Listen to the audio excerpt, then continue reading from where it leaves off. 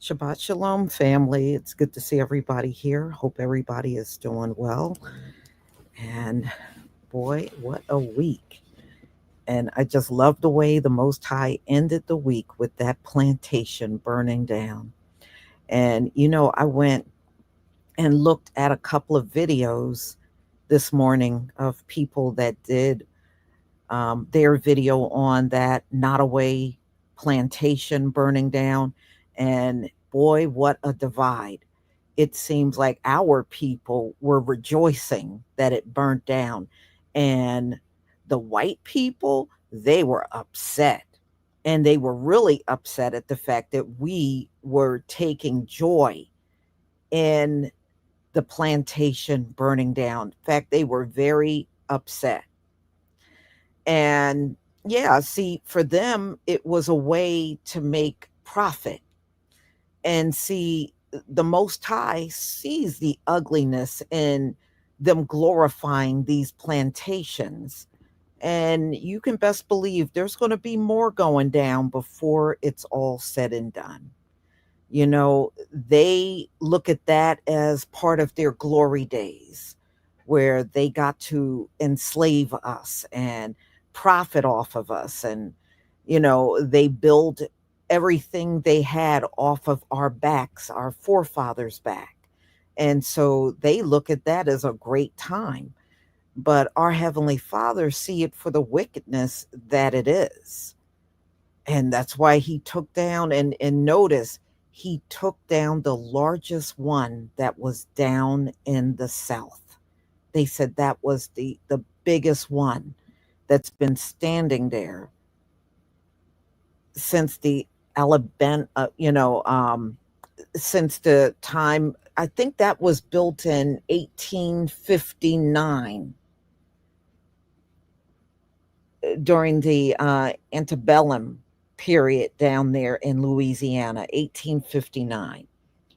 And there were a lot of wicked things that went on that plantation, just like most, that they cover up. In fact, if you go to the Nottoway website, it doesn't even mention the word slavery. They completely wrote, it's almost like they took slavery out, and they're just doing things like glorifying the mansion and all the things that were in the mansion. Well, they can't do that anymore because the mansion is gone, and so are all of the things from the 1800s that they had during slavery in the mansion is now officially gone. All praises to the Most High. That's all I have to say. All praises to the Most High. And I take glory in them anguishing over the fact that that plantation is gone. And from what I understand, y'all, that particular plantation generated a lot of revenue for Louisiana. So that's revenue, and summer is almost here. That is revenue they will no longer get. Yes, I'm very happy about that.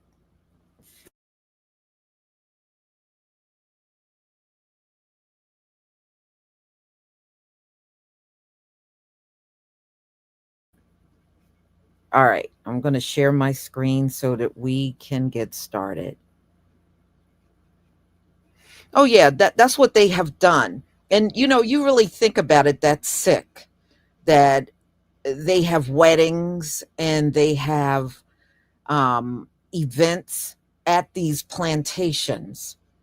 I mean, think about it. Do they have weddings at Auschwitz or a concentration camp over there in Europe? Do they go to those concentration camps and have their weddings there? I mean, come on, it's sick. That is not the kind of things that you would do. And now, if you're going to have it there for historic purposes, that's one thing. Education. There's no educational purpose in you having your prom there, your wedding there, events there, going there to see fireworks and stuff. That has nothing to do with education at all. So, good riddance as far as I'm concerned. All right. Mm, let me just share my screen so we can get started.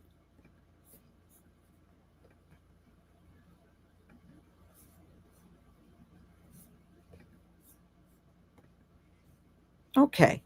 Please give me a one if you can see my screen. Please give me a one if you can see my screen.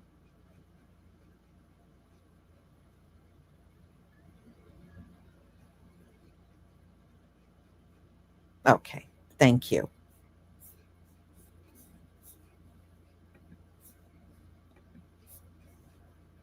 All right, Shalom, Shalom. Welcome, welcome, welcome to another one of our Israelite Gathering Bible studies.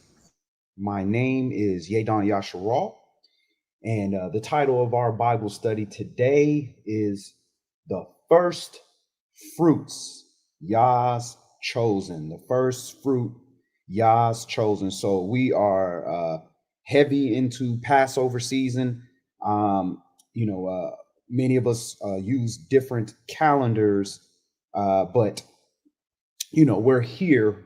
We're all right around the same place. We're all right here in first fruits, and unleavened bread and Pesach season. So, to everybody that's celebrating Passover, I hope everybody enjoys the season and able to make their appearances and are able to get their days off from work. So with that being said, we had first fruits Saturday night, which is the morrow after the Shabbat, which precedes the week of unleavened bread.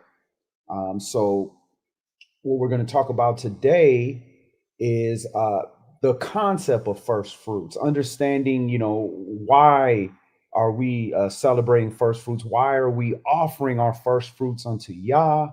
What are the first fruits, and who does he consider his first fruits? So we're going to kind of go over that concept so we can understand why it's such a travesty not to offer, the best of what we have, our first fruits, back unto Yahweh. So we're going to go over that. And if you haven't already, you can visit our website at israelitesgathering.com. You can also visit Well, actually download our applications on Apple. It's also on Android, and you can get that for free. On our website, you'll be able to access, all of our previous studies, our study materials, things of that nature will be available there for you. So definitely check it out. Also, our Holy Day calendar is there as well. So you can check that out all on our website. So again, the title of our Bible study today is The First Fruits, YAH's Chosen. And the first fruits is literally YAH's chosen. That's what YAH chose. That belongs to him. So let's go ahead and get into the concept. So before we let's go ahead and get started. Let's open up. Let's go ahead and open up in. Bear with me 1 second. I wasn't able to print out my class today. All right, so let's go ahead and open up in Genesis, Bereshit, chapter 4. Genesis chapter 4, and we're going to read 1 through 17 so we can get an idea of these first fruit offerings. All right, so we got the scripts up. And we're going to go to the book of Genesis, Bereshit, chapter 4. And we're going to read 1 through 17. And again, this is an open forum. So if you have any questions, comments, or anything of that nature, by all means, chime in decently and in order. So we're at Genesis, Bereshit, chapter 4 and verse 1. And Adam knew his wife, and she conceived and bare Cain, and said, I have gotten a man from Yahweh. And she again bare his brother Abel. And Abel was a keeper of the sheep, but Cain was a tiller of the ground. And in process of time, it came to pass that Cain brought of the fruit of the ground an offering unto Yahweh. And Abel, he also brought of the firstlings of his flock and of the fat thereof. And Yahweh had respect unto Abel and not unto his offering. So why would the Most High reject? Both of them understand that they got to offer unto Yah. But what belongs to Yah? Remember, the first fruits belongs unto Yah. So we have to understand that concept. So let's look at what Cain gave. All right. So Cain was a tiller of the ground. So he just gave fruits of the ground. So was it necessarily his best? No, he could have gave us leftover. It's not clear. But what's clear is that he did not give his first fruits or the best of it. It just says that he gave. So he took something. It could have been the worst. It could have been the last. It could have been stuff that he didn't want. It's things that he wanted to throw away. Either way, it was not his best, and it was definitely not his first, or it would have been accepted. Now, Abel, on the other hand, he brought of the firstlings. So if we look at that word for firstlings, it's Bakora, H1062. So this is talking about the firstling of man or beast. So this is like the firstborn animal or litter, or the firstborn cow or lamb that was born of his stock. So he gave the first that he got. Not only did he give the first of what he got, he also gave the fat thereof. So if we look at the fat, the Hebrew word for fat is heleb, H2459, and that is the riches, the choices. This is the best pieces. So you can clearly see the difference in the offering. One, Abel gave of his first, his Bakora, or his Bakorum is the first fruits pertaining to produce, but pertaining to animals, being that he was a keeper of the sheep, he gave his firstborn animals. And in addition to that, the best, rich, choicest pieces of that animal. All right. And verse 5, but unto Cain, verse 4, verse 5, but unto Cain and to his offering he had no respect.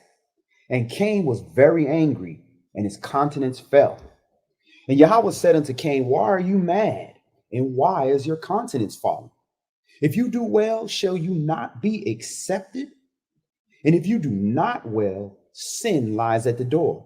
And unto you shall be his desire, and you shall rule over him. So the rule of sin is that if you start to allow yourself to do transgressions, then it's going to start from you allowing to it ruling over you, where now you're intentionally going out to do transgression. Verse 8. And Cain talked with Abel, his brother, and it came to pass when they were in the field that Cain rose up against Abel and slew his brother. So we know what came out of that. He ended up killing his own brother. All right. So what I wanted to just show here was the difference in offerings. Abel offered a real first fruit offering. In this case, Bakora was the first of his animals. And not only just the first of the animal, he gave the best, choicest pieces. It belongs to YAH. All right. So now Cain, on the other hand, he just showed up for show. He just gave something to say he gave something, and it was not accepted.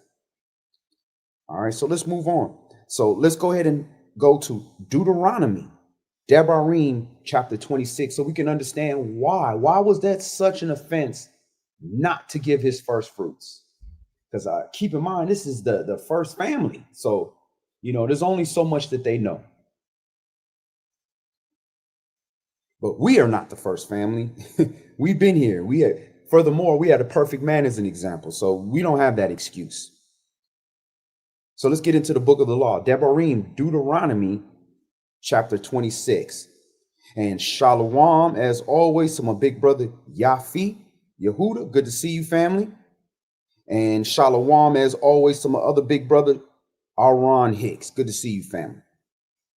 All right, so we're at Deuteronomy, Devarim, chapter 26. And we're going to start this at verse 1. And it shall be, when you are come in unto the land which Yahweh your Elohim gives you for an inheritance, and possesses it and dwells therein. So just from out the first verse, you can see why we have to offer the first fruits. Because look right here, it says, when we come into the land, whether the land be Israel or the land be your body, your physical body, you inherited that. You didn't create that. You didn't purchase that. You didn't make that or procreate that. It was given unto you. All right.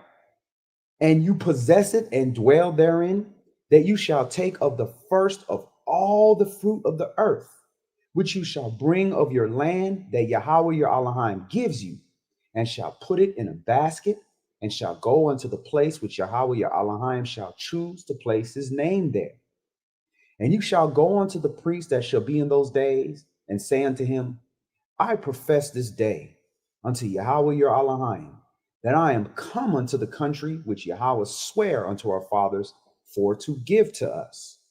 And the priest shall take the basket out of your hand, and set it down before the altar of Yahweh your Elohim, and you shall speak and say before Yahweh your Elohim, a Syrian ready to perish was my father, and he went down into Mizraim, and sojourned there a few, and became there a nation, great, mighty, and populous. And the Mizrites evil entreated us, and afflicted us, and laid upon us hard bondage. And when we cried unto Yahweh Elohim our fathers, Yahweh heard our voice, and looked on our affliction, and our labor, and our oppression. And Yahweh brought us forth out of Mizraim with a mighty hand, and with the outstretched arm, and with great terribleness, and with signs, and with wonders. And he has brought us into this place, and has given us this land, even a land that flows with milk and honey. And now, behold, I have brought the first fruits of the land which you, O Yahweh, has given me. And you shall set it before Yahweh your Elohim, and worship before Yahweh your Elohim. So again, Yah gave us all this. He took us out of slavery, literal oppression in Mizraim, our house of bondage, brought us into a land that we didn't till, that we didn't plant, that we didn't do anything for, gave it to us.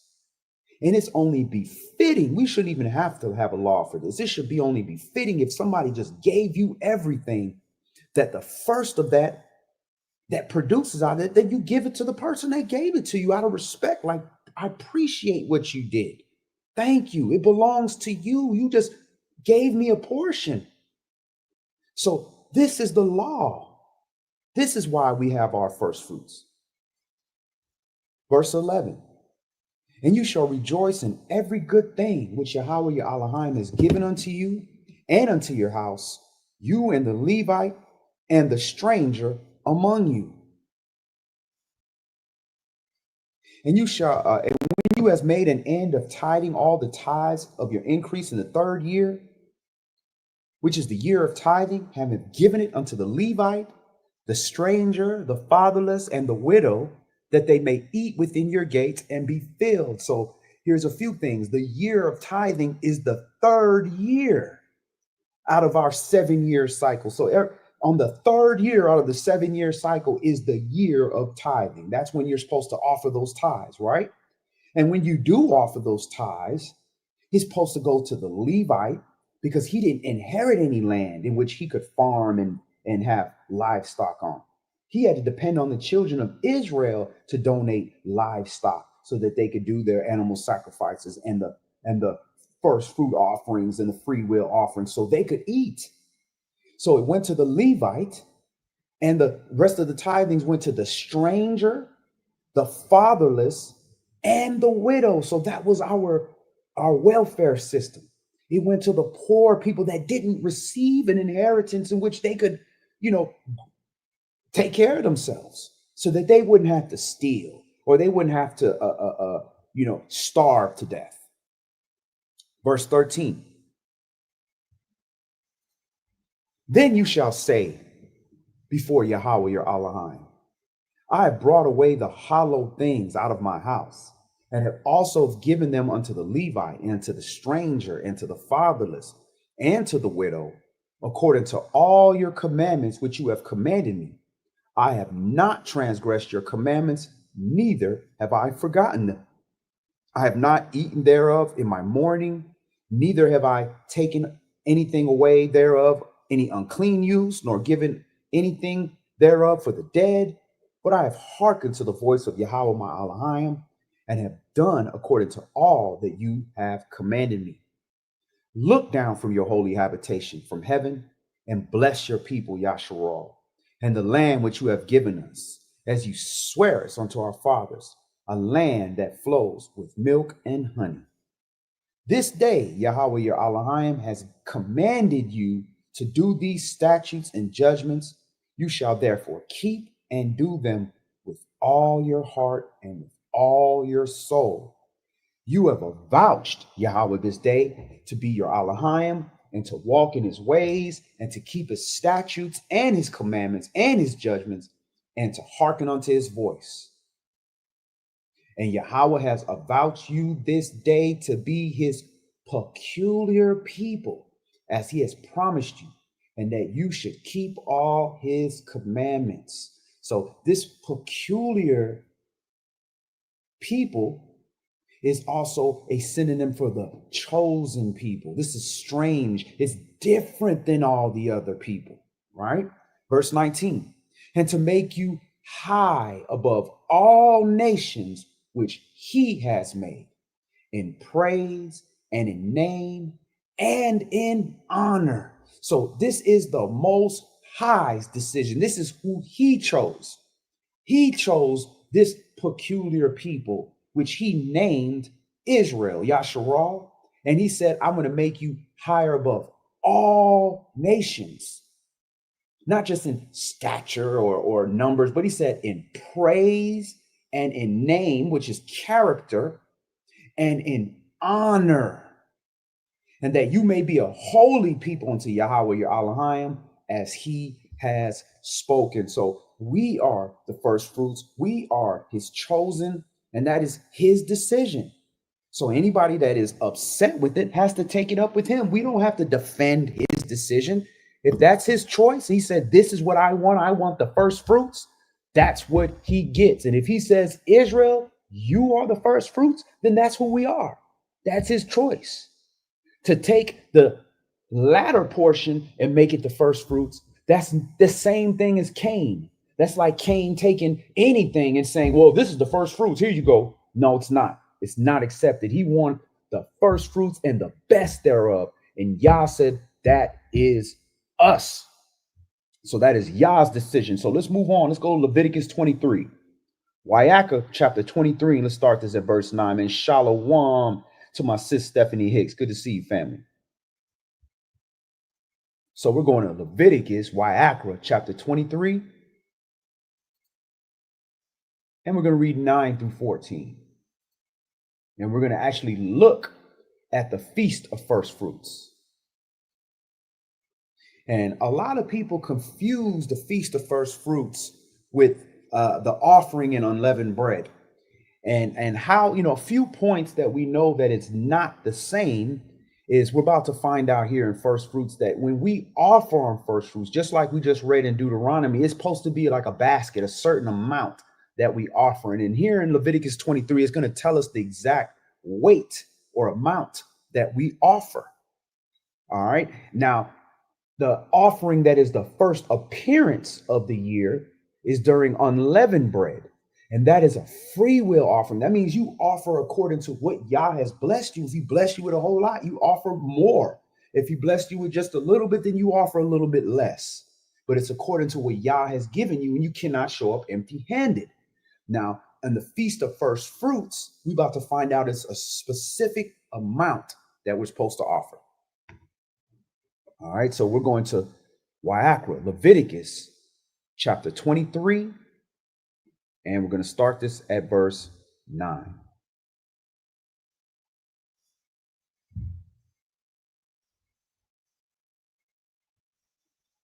All right, and Yahweh spake unto Moshe, saying, speak unto the children of Yasharal, and say unto them, when you be come into the land which I give unto you, and shall reap the harvest thereof, then you shall bring a sheaf of the first fruits of your harvest unto the priest.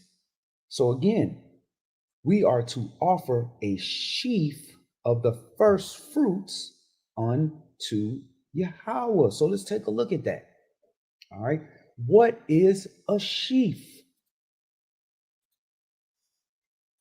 All right. So let's take a look at that. It says that you shall reap of the harvest thereof, you shall bring a sheaf. So the sheaf is a specific weighed amount. All right, so a sheaf is literally an omer. An omer. And an omer is a dry measure. It's 1/10 of an ephah. That's about 2 liters. So when you have a 2-liter bottle of Pepsi, that is like the omer. Okay, so an omer is a sheaf that's about 2 liters in dry measure. So he's telling you a specific weighted amount of your first fruits are you supposed to offer. So you figure when you offering a 2-liter bottle for the fruit, that's not much. That's symbolic. Y'all don't need that. That's to keep you honest, to show that, man, Yah blessed you with this and you appreciate that. And you're going to turn around and offer it to Yah, and it's going to feed the poor, the hungry, the widows, all of that.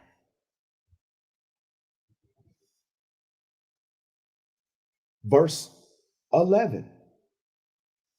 And he shall wave the sheaf before Yahweh to be accepted for you on the morrow after the Shabbat, the priest shall wave it. Now, what you have is you have a lot of people that are actually making this offering during the week of unleavened bread. And we're going to see why that's a problem, because that's what the Jewish people do. And when you go into Flavius Josephus' Antiquities of the Jews, we saw that the Sanhedrin was doing things according to the lunar calendar. So according to the lunar calendar and according to how these Jewish people do it, they're keeping it on literally the day after the Feast of Unleavened Bread, day 1, which would be Abib 16 is when they're doing it. And that's out of order. And we're going to show you why it can't be that day. Because first of all, that's a Sabbathon, by the way. The first day of unleavened bread is the Sabbathon. That's not a Sabbath. The Sabbath is the seventh day of the week. The Sabbathon is a day treated like a Sabbath. For lack of a better word, a holiday is what a Sabbathon is. And that will never fall on the Sabbath day because the Sabbath day is completely sanctified. All right. Verse 12. And you shall offer that day when you wave the sheaf a he lamb without blemish of the first year for a burnt offering unto Yahweh. And the meat offering thereof shall be 2 tent deals of fine flour mingled with oil, an offering made by fire unto Yahweh for a sweet savor. And the drink offering thereof shall be of wine, the fourth part of a hin. And this is verse 14 right here. This is how you know that first fruits cannot be inside of the week of unleavened bread. It says, and you shall eat neither bread, nor parched corn, nor green ears until the same day. So the same day that you have brought an offering unto your Elohim, it shall be a statute forever throughout all your generations in all your dwellings. So he's saying, before you eat or do anything, offer to the Most High your sheaf, which is just an omer. Offer that to the Most High. And these are the things he said that you cannot eat. And in this law here is the telltale clue and sign that it's not during unleavened bread.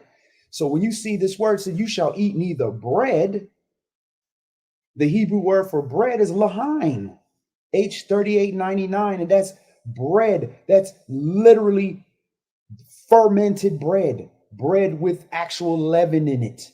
That's called lahain. When you want to see unleavened bread, you can go back up to the top. You see, unleavened bread is H4682, and that is matzah, which is bread without leaven. So that is a sweet bread. That's different. So again, it says that you can't eat bread, but why would I be eating bread during unleavened bread when I can't eat any bread with leaven? So that would be a contradiction. That doesn't make any sense. So that lets you know it can't be talking about during the week of unleavened bread, or it wouldn't need no mention. It would just say, don't eat no produce. It wouldn't mention bread. But it's telling you that you got to eat. You can't eat until you make that offering. And it says, nor green ears. So green ears is literally your produce, right? And parched corn is roasted ears of grain. So that's like your grains, your dry grains, and then your produce. So you can't have dry grains, you can't have produce, and you can't have bread until you make your first fruit offering. So you should not eat until you offer unto Yahweh. All right. So this is the clue, and this is how you know that it's not during the week of unleavened bread. So another major clue is when Yahweh Shai went before the Father. When he went before the Father, at first he said, don't touch me. You know, I have not been before the Father. Then it said about 8 days later, he came back and was like, look, touch me. Do spirits have flesh and bones? So he's letting you know that he's already went before the Father. So that's right aligned with first fruits in the Bible. So, all right, so let's look at that word for first fruits. So Leviticus 23, and we're going to look at that word for first fruits in Hebrew. All right. The first fruits. All right, so H7225, Reshith. So that is the root word of that is Rosh. That's why we say Rosh Hashanah, head of the year. So the beginning, the first, the top, the choice. So Yah made Abib the first, the top, the choice, the only month he gave a name. All right, so Reshith, the first in place, time, order, or rank. So it's the first out. It's also the first ranking. So it's the best. So the first fruits, the feast of first fruits. All right. So let's move on. Let's go to First Chronicles. First Chronicles. And the name of the Feast of First Fruits is Bacchorum. And we're going to see why it's called Bacchorum. All right, so we're going to go to the book of Chronicles. Chronicles is probably one of the least read books that we do, just for some reason. First Chronicles chapter 16. All right, so Rishon Hayamim, First Chronicles.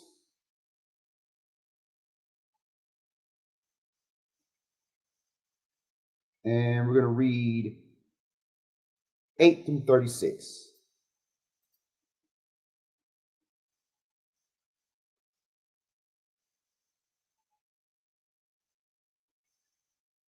Give thanks unto Yahweh, call upon his name, make known his deeds among the people. Sing unto him, sing songs unto him, talk you all of his wondrous works. Glory you in his holy name. Let the heart of them rejoice that seek Yahweh. Seek Yahweh and his strength. Seek his face continually. Remember his marvelous works that he has done, his wonders and the judgments of his mouth. O you seed of Yasharal, his servant, you children of Jacob, his chosen one. So he's letting you know who his chosen is. The choice piece is the first fruit, or the Bakora. The first in rank, or the Reshith, the first in rank. So he called Israel, the children of Jacob, his chosen ones. So there it have. Many are called, but few are chosen.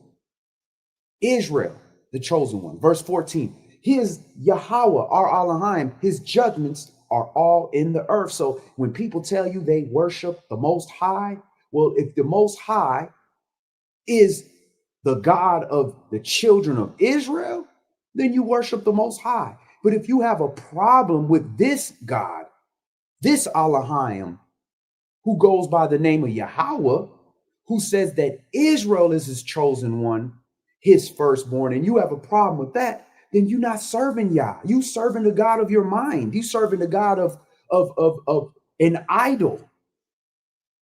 So in order to serve Yah, you got to accept this truth. Verse 15.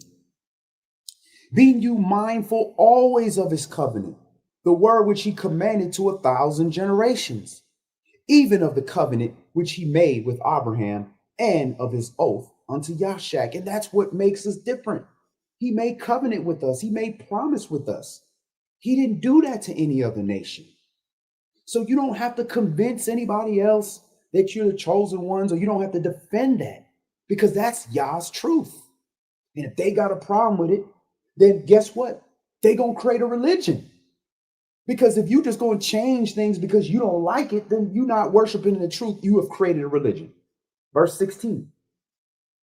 Verse 17. And has confirmed the same to Jacob for a law, and to Yasharal for an everlasting covenant, saying unto you, I will give the land of Canaan for an inheritance. When you were but few, even a few, and strangers in it. And when they went from nation to nation and from one kingdom to another people, he suffered no man to do them wrong. Yea, he reproved kings for their sakes, saying, touch not mine anointed, and do my prophets no harm. Sing unto Yahweh, all the earth. Show forth from day to day his salvation. And his salvation, Yah, salvation literally in Hebrew translates to Yahweh Shai. Yah being his, and salvation Yeshua, Yahweh Shai. So show forth from day to day his word. Verse 24, declare his glory among the heathen, his marvelous works among all nations. So we are supposed to brag We're supposed to sing to the rooftops and in the mountaintops and let the world know that we are his chosen people. He is great. He has done all these things for us and all these miracles. And you can benefit of that if you humble yourself to the laws, statutes, and judgments of the Most High and respect his word and his decisions. Verse 25, for great is Yahweh and greatly to be praised. He also is to be feared above all mighty ones. For all the mighty ones of the people are idols, but Yahweh made the heavens. Glory and honor are in his presence. Strength and gladness are in his place. Give unto Yahweh, you kindreds of the people. Give unto Yahweh glory and strength. Give unto Yahweh the glory due unto his name. Bring an offering and come before him. Worship Yahweh in the beauty of his holiness. So to bring an offering is to recognize that, look, Yah gave me everything that I have. That's why you can have nothing without him. So at the end of the day, whatever gift that you have within you, any means that you have to be productive, the best and the first of that goes unto Yah, because you are acknowledging that you didn't do this, that this came through the Father. Verse 30, fear before him all the earth. The world also shall be stable, that it be not moved.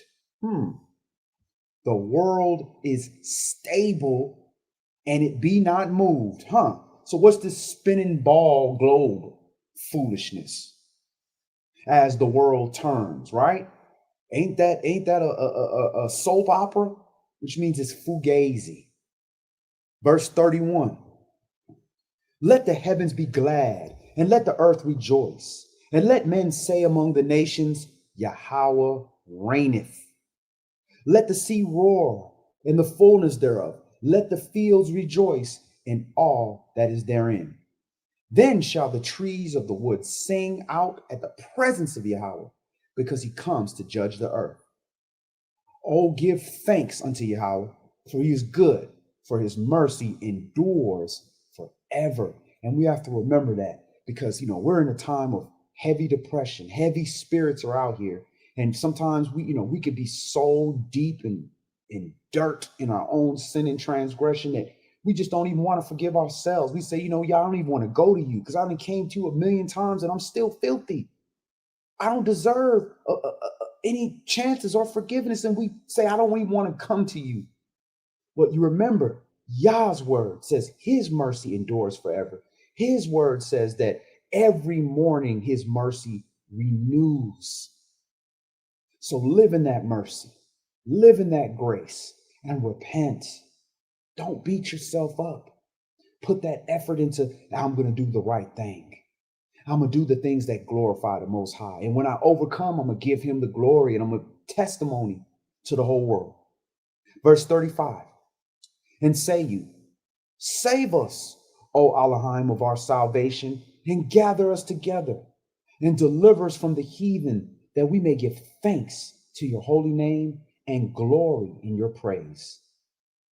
Blessed be Yahweh Elohim of Yasharal forever and ever. And all the people said amen and praised Yahweh. So again, glorify him, praise him. We are his chosen people. So being that we are the first fruit, the world is supposed to receive the poor. Remember, that's what the first fruits go to, right? The Levite, the stranger, the poor, the widows, the fatherless. Our talents is supposed to go to them. So the best of our money, the first of it, is supposed to go to helping those people. So there should be no reason you don't have money in your spare change in your pocket or in your car to give unto the homeless when it's your position to do so. All right, so let's move on. So again, let's look at that word for chosen ones before we move on. I just wanted to show you where we get Purim from. Feast of First Fruits. All right, so the Hebrew word for that is H972. H972. Let me pull it up real quick.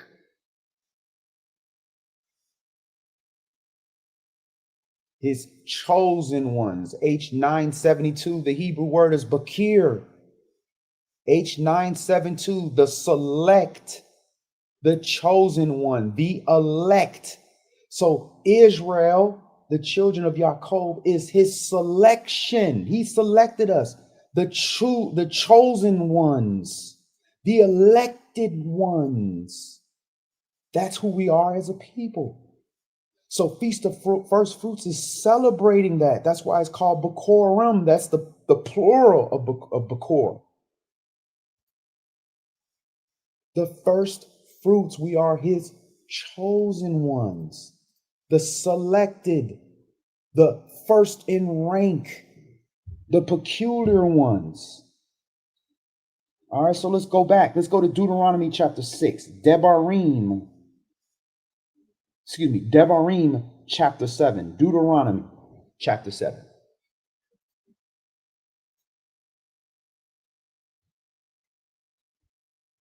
And we're going to read 6 through 26.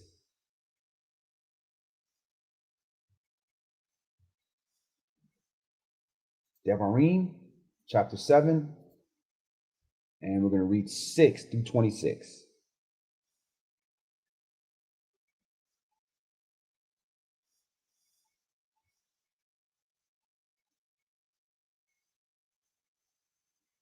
Verse 6. For you are a holy people unto Yahweh your Elohim.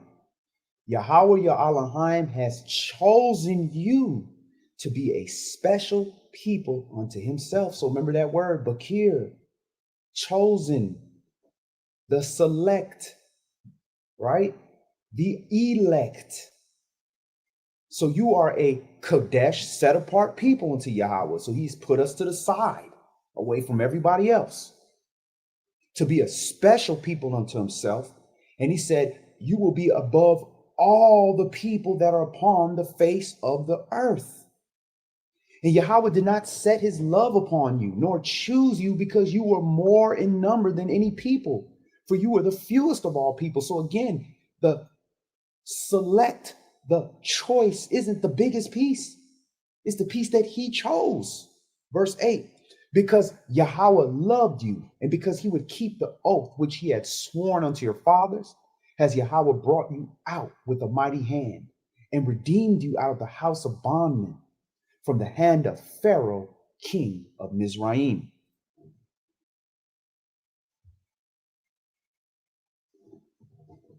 Know therefore that Yahweh your Elohim, he is Elohim, the faithful Elohim, which keeps covenant and mercy with them that love him and keep his commandments to 1,000 generations. Wow. So Yah might be literally dealing with us because our forefathers kept the commandments. We might have been one of the families that actually tried to keep the commandments when the general, Commonwealth of Israel was doing idolatry. And because of maybe something one of our forefathers did, he's having mercy onto us to the 1,000th generation, and repays them that hates them to their face, to destroy them. He will not be slack to him that hates him. He will repay him to his face. You shall therefore keep the commandments and statutes and the judgments which I command you this day to do them. Wherefore it shall come to pass, if you hearken to do these judgments and to keep and do them, that Yahweh your Elohim shall keep unto you the covenant and the mercy which he sware unto your fathers. And he will love you and bless you and multiply you. He will also bless the fruit of your womb, the fruit of your land, your corn, your wine, your oil, the increase of your kine, your flocks, of your sheep, the land which he sware unto their fathers to give you. You shall be blessed above all people. There shall not be a male or female barren among you or among your cattle. So he's saying that he is going to bless us personally if we follow these rules. If we why would you give your portion to somebody to hold for you if they're not going to give the portion back that you said belongs to them? He's not going to give it to you. So he's saying, look, all this belongs to me, and I'm going to put this blessing and give you this gift if you follow my instructions and proportion it the way it's supposed to be. That means this portion belongs to Yah, and that's divvied up here, here, here, and here according to his commandments. Verse 15. And Yahweh will take away from you all sickness and will put none of the evil diseases of Mizraim, which you know, upon you, but will lay them upon all them that hate you. So again, all the diseases and sicknesses of Mizraim, Yah will put on all those people that hate the children of Yasharal. So you can hate us and you can hate our God and say, well, why would God choose these people instead of choosing me and my people? Well, you can hate if you want. That's on you. And that's why these curses and these sicknesses will come on people. Verse 17. If you shall say in your heart, these nations are more than I, how can I dispossess them? You shall not be afraid of them, but shall well remember what Yahweh your Elohim did unto Pharaoh and to all Egypt. So all those nations and all those people that want to argue with you and fight with you and do all these things to hold you back, do not fear them just because we appear less in numbers. There's angels with us that'll plead our cause. And these angels will ensure that anybody that comes against us is going to take a swift loss. Verse 19, the great temptations which your eyes saw, and the signs and the wonders and the mighty hand and the stretched out arm whereby Yahweh your Elohim brought you out, so shall Yahweh your Elohim do unto all the people of whom that you are afraid. So even if these people scare you and frighten you, even act like they're going to do something to you, Yah going to deal with them. And that's why you got to be extremely careful with people, because if you know people are ignorant or are void of the spirit, hey, after you tried a couple times and try to shed some light, and when you manifested darkness, step away. Because if they try to put any kind of fear in you or threaten you in any kind of way, Yahweh gonna come deal with these people.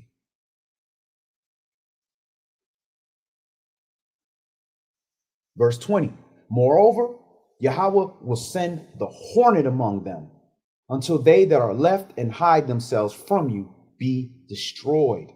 You should not be affrighted at them, for Yahweh your Elohim is among you, a mighty awe and terrible. So we're not built for fear. We have the most powerful weapon in the universe on our side with us. Who are you afraid of? How can you be afraid of somebody else and not fear the most powerful weapon in the universe? Verse 22. And the only way you could really be afraid of everything over him is when you don't believe. You believe that enemy gonna hurt you. You believe that person gonna touch you, so you're afraid of that. Verse 22. And Yahweh your Elohim will put out those nations before you little by little. You may not consume them at once, lest the beasts of the field increase upon you. But Yahweh your Elohim shall deliver them unto you and shall destroy them with a mighty destruction until they be destroyed. And he shall deliver their kings into your hand, and you shall destroy their name from under heaven. There shall no man be able to stand before you until you have destroyed them. The graven images of their gods you shall burn with fire.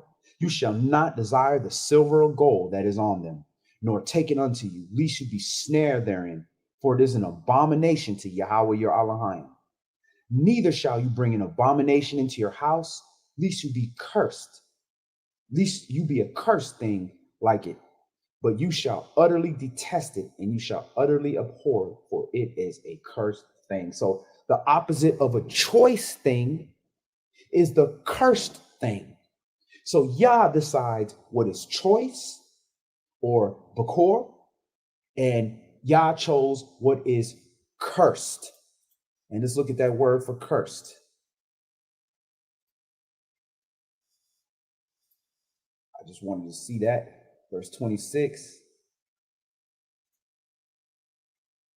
Harem. Harem. Doomed. So Yah chooses what is Haleb, Bakir, and what is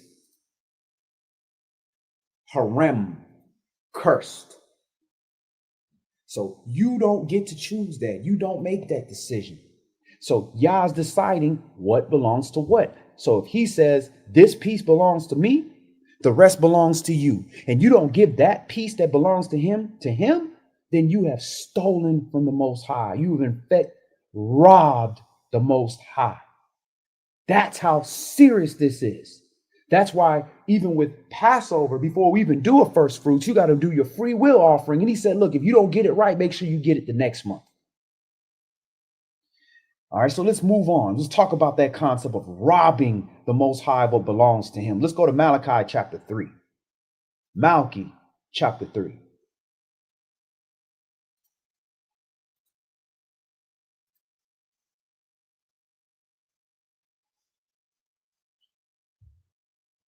All right, so we're going to Malachi chapter 3, and we're going to start this at verse 6. So again, when Yah chooses and says, this is what belongs to me, and you don't give that to him, you have in fact stolen from the Most High. All right, so we got a comment here. It says, wow, daughter want me to ask you about the 144,000 because she was in a Jehovah Witness with her Nana. And they said that only the 144,000 would be here on the earth during the 1,000-year reign of Yahweh Shai. She laughed at them for this foolishness. Yah be praised. She is now trying to come into Yah true teaching. Hallelujah. And that whole 144,000 thing, they had to get rid of that doctrine real quick, because once the Jehovah Witnesses grew over 144,000, they had to change it. The 144,000 are the first fruits of Yahweh Shai. Those are the ones that travel with him everywhere that he goes. They are the only saved people. And those people are going to be 12,000 from each tribe. All right. So if it's 12,000 from each tribe, how can it be all Jehovah Witnesses? Jehovah Witnesses, if you're going to call them based upon the nationality of the person that started them, that's Euro-Gentile. They got nothing to do. There's no tribe of Euro-Gentile listed there. So all praises to your daughter. You know, she had enough spirit, praise Yah. She got it from her father to see that something ain't right because it don't line up with the scripts. All praises. And welcome to your daughter on the class as well. All right, so we're at Malachi chapter 3 and verse 6. For I am Yahweh, I change not. Therefore, you sons of Yaakov are not consumed. So he doesn't change. So if he said Israel is his firstborn, Israel is his Bakor, his choice, it ain't changed. Verse 7. Even from the days of your fathers. And he said, furthermore, he said, that's why you're not consumed. Because that's the only reason you're not consumed. Because if I was going to do it based on the law, you'd be dead. But because I don't change, and I said, you are mine forever, that's why you're not consumed. So you better be happy that Yah chooses who he wants to choose as the firstborn and who he doesn't. Verse 7. Even from the days of your fathers, you have gone away from my ordinances and have not kept them. Return unto me, and I will return unto you, says Yahweh of hosts. But you said, wherein shall we return? Will a man rob Yah? Yet you have robbed me. But you said, wherein have we robbed you? In tithes and offerings. And let me tell you how we rob with tithes and offerings. For one, if we're not offering according to the law, a tithe is a tenth. That's literally what tithe means, right? We're not offering a tenth of what we have. We robbing God. When we're not doing our free will offerings and the three offerings that we do throughout the year, we're robbing God. We're robbing the Most High. Now, do we have the Levites to give it to? We don't have the Levites. We don't have them identified as an identified tribe with any kind of, lineage of father or patriarch. We don't have that. But we do have poor. We do have widows. We do have fatherless. We do have strangers. We have all of those.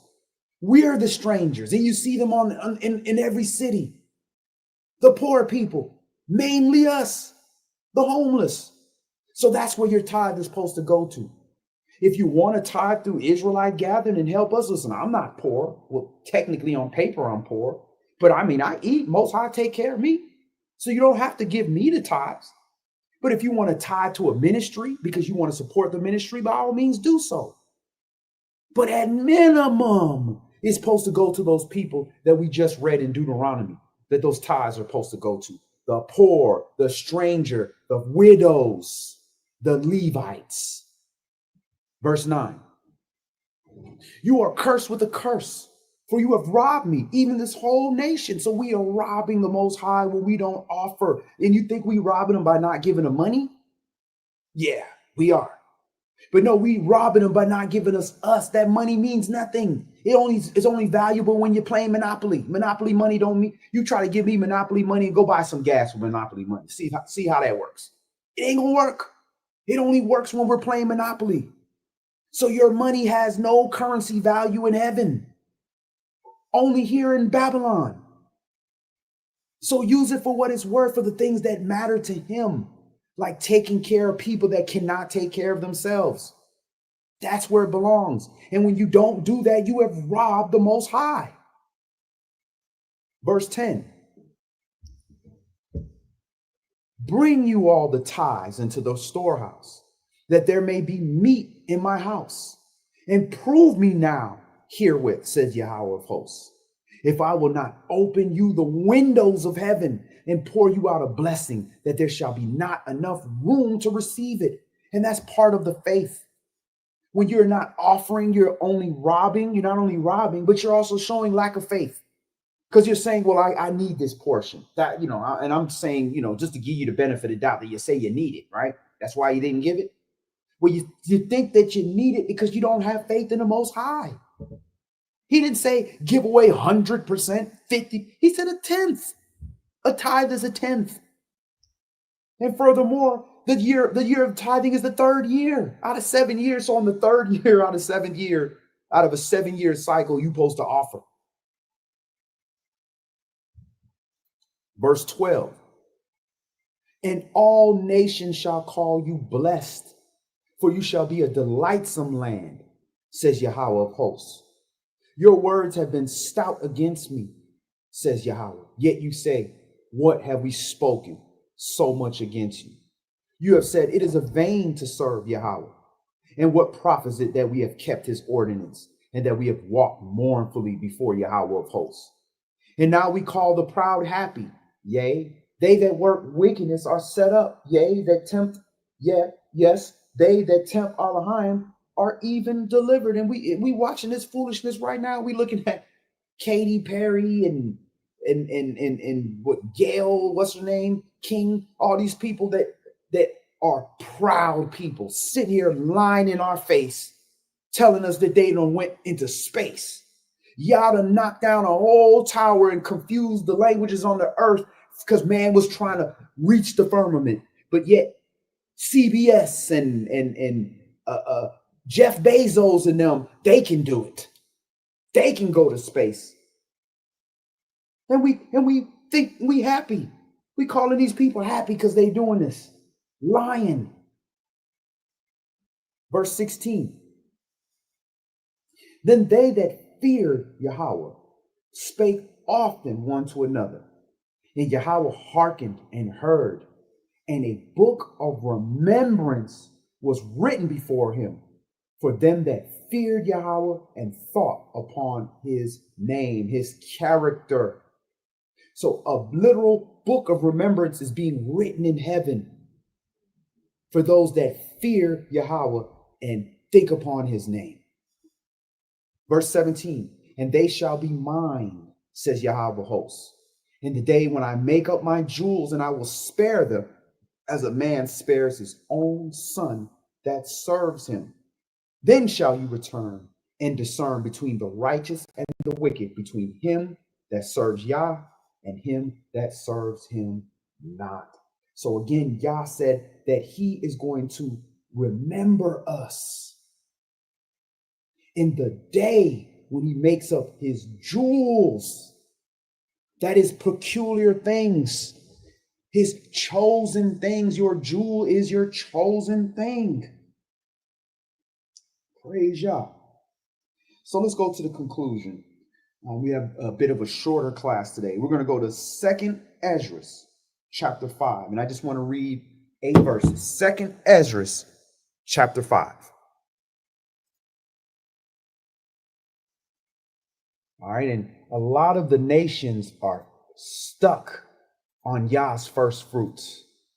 They have a problem with the fact that Yah created the concept of first fruits. Yah created the holy day, and Yah created the people that he called his first fruits, his firstborn.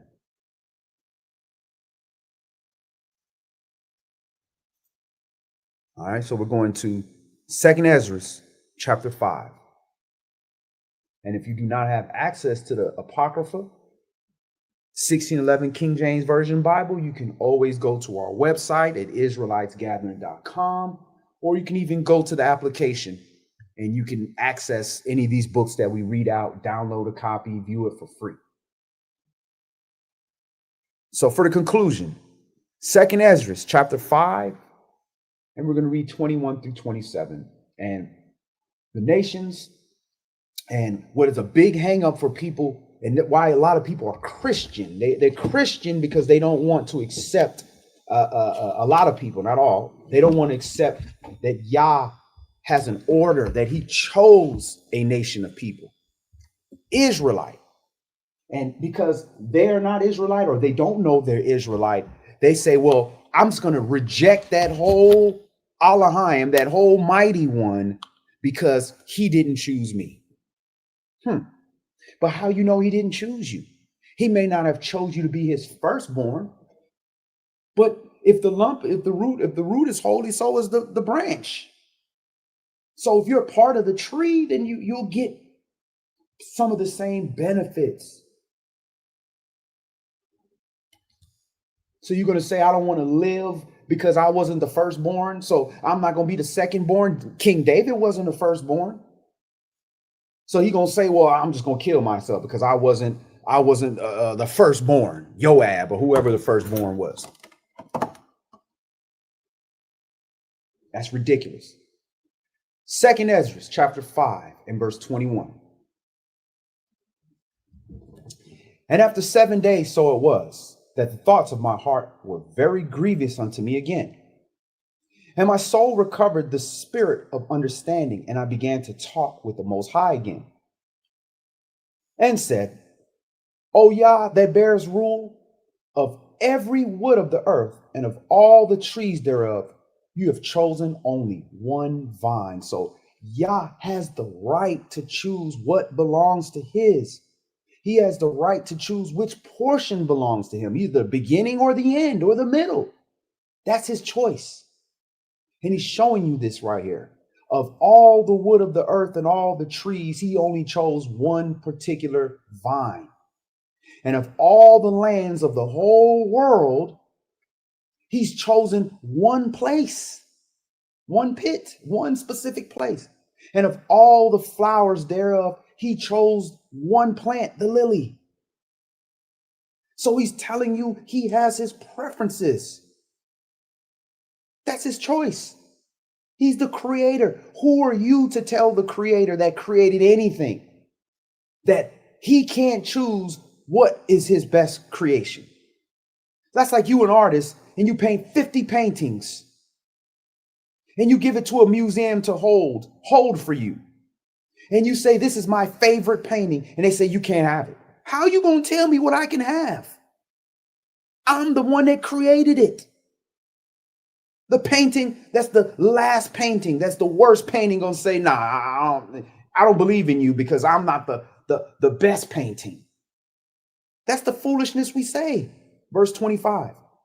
And of all the depths of the sea, you have filled one river. He's chose one river. And of all the builded cities, you hollowed Zion to yourself.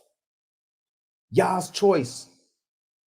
And of all the fowls that are created, you has named you one dove out of all the birds that was ever created. He chose one bird, the dove, his favorite bird. And of all the beasts, the cattle that are made, you provided one sheep. Of all the animals in the farm, he chose one animal, the sheep. So if Yah has a favorite animal, a sheep, a favorite bird, the dove, a favorite plant, the lily, a favorite hollowed city, a favorite builded city, Zion,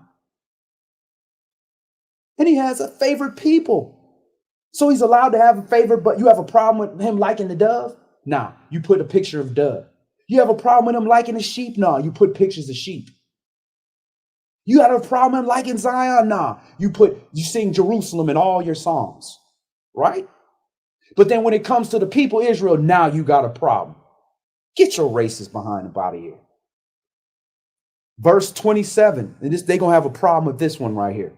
And among all the multitudes of people that you have gotten, you one people. That's his choice. That's his first fruits.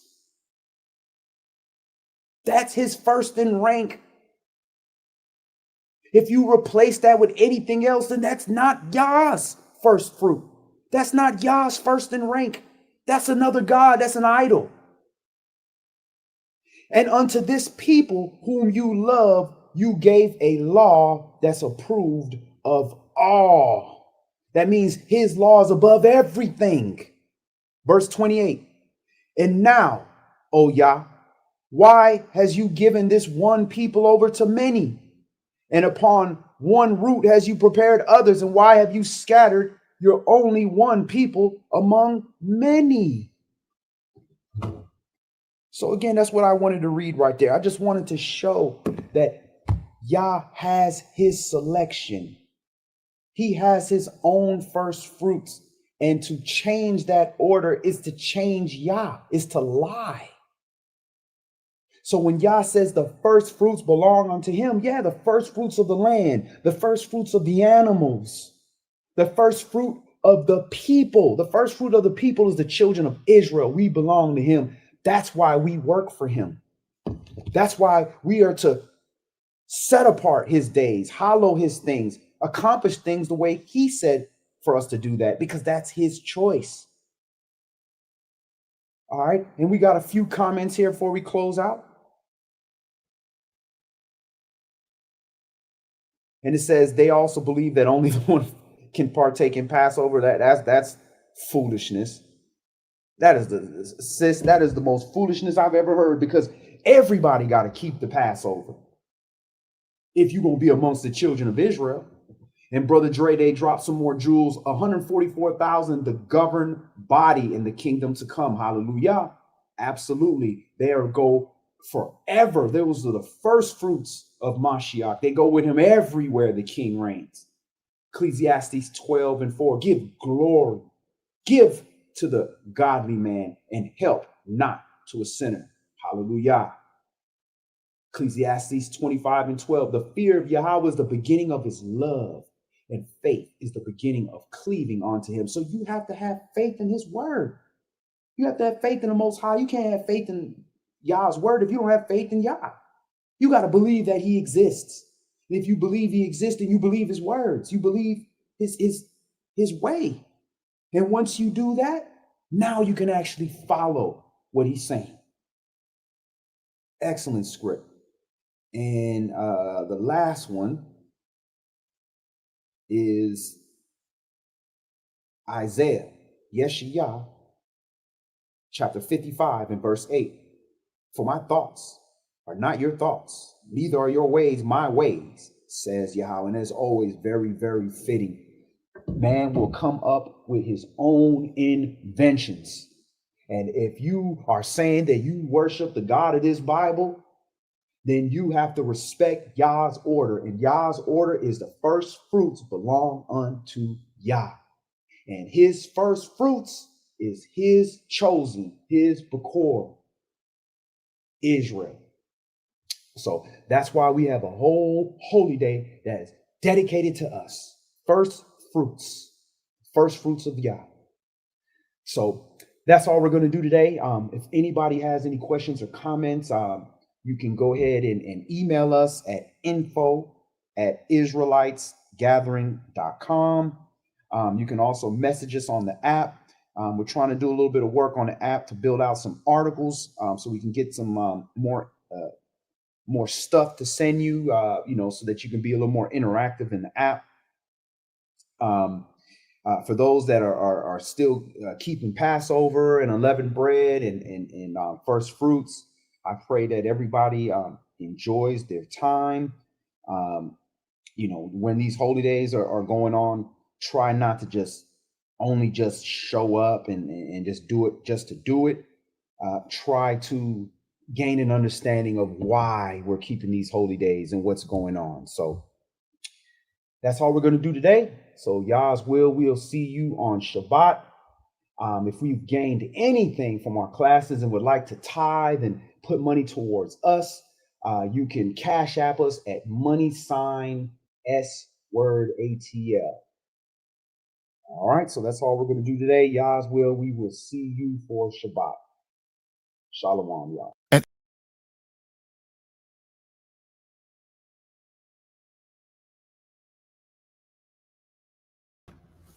All right, y'all. That was a good lesson, actually. So I hope everybody was edified, and we're going to go ahead and conclude. As always, pray the Most High will keep each and every one of you safe in these uncharted days ahead in the Gentile world. I pray that he will send his most powerful angels around you to keep you safe always. Shalom, family.